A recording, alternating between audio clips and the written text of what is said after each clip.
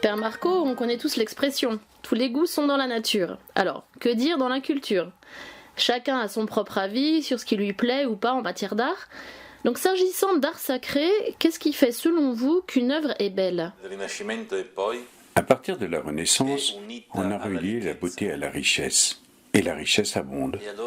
La beauté est donc devenue ce à quoi on ne peut rien ajouter, parce que c'est complet, c'est parfait. Pour les chrétiens de l'Antiquité, c'était un peu différent. La beauté était liée à la sainteté, et la sainteté est liée à l'amour.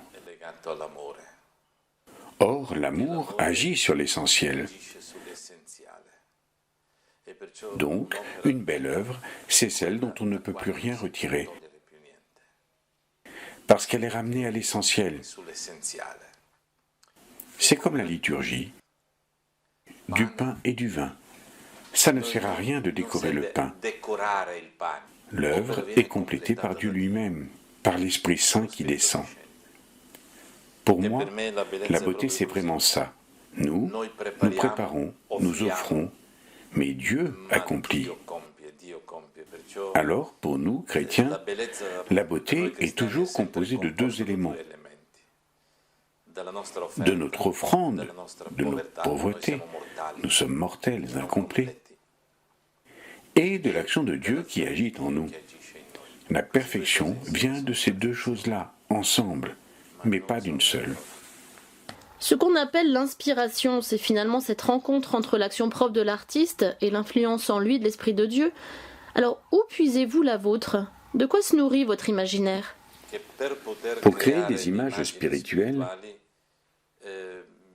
j'ai besoin de me nourrir d'images spirituelles. Sinon, il se produit des interférences. Il y a plus de 20 ans que je ne regarde plus la télévision.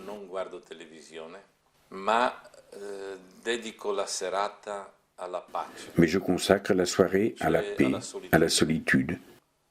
Je suis dans ma cellule où j'ai des textes des pères de l'Église qui sont pleins d'images.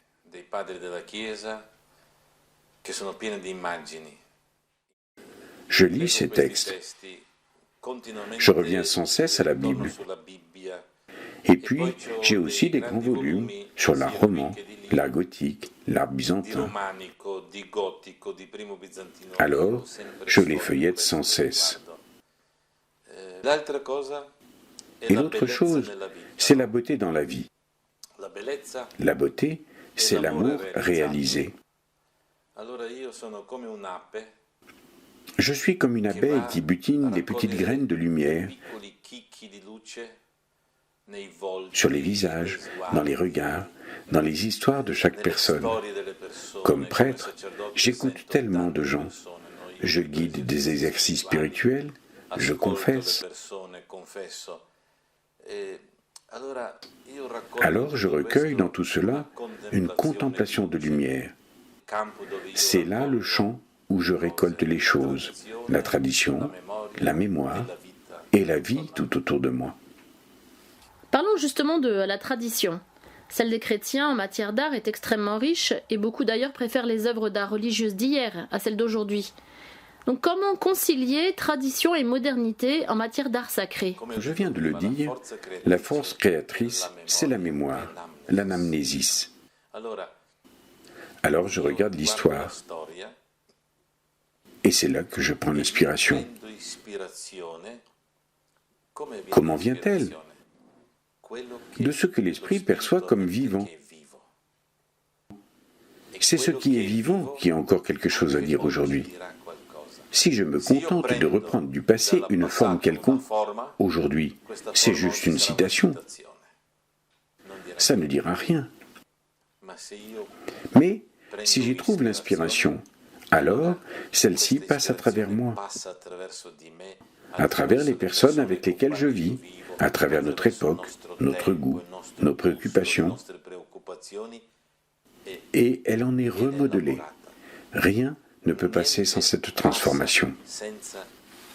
Un tel chemin de création, j'imagine, est forcément très personnel. Donc comment la création d'un centre paroissial comme le nôtre peut-il être une aventure communautaire Un projet que l'on bâtit ensemble, un peu finalement comme une famille le ferait pour son foyer. La création est toujours personnelle, mais elle n'est pas individuelle. C'est précisément l'erreur de la culture moderne,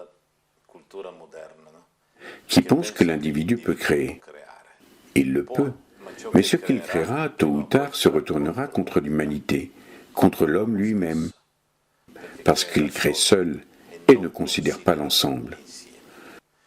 Comme nous le savons bien, nous, chrétiens, le mot « personne » est théologiquement lié à l'idée de relation, de communion.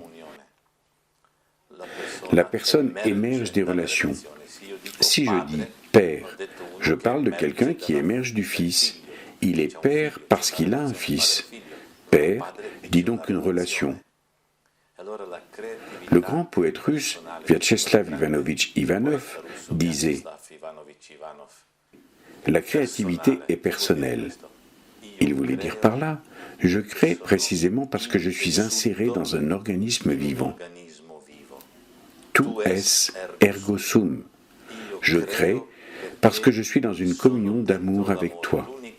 La seule force créatrice, c'est la mémoire et l'amour. On ne peut créer que si l'on est tissé avec d'autres, que si on reçoit et on donne. À quoi ça servirait que je parle une langue que j'ai créée moi-même, avec ma grammaire, mes codes? Elle pourra être extraordinaire, mais elle ne dira rien à personne. Ivanov disait « Nous sommes fécondés par la vérité. » Et la vérité se communique. Elle passe par les rencontres. Et ensuite, elle s'engendre et se communique à quelqu'un d'autre. C'est pour cela que les choses qui naissent de la vie commune sont aussi celles qui suscitent une adhésion chorale. Parce que beaucoup se reconnaissent en elles.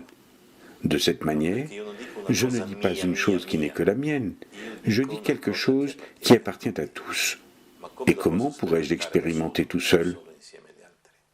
Il n'existe pas de chrétiens individuels.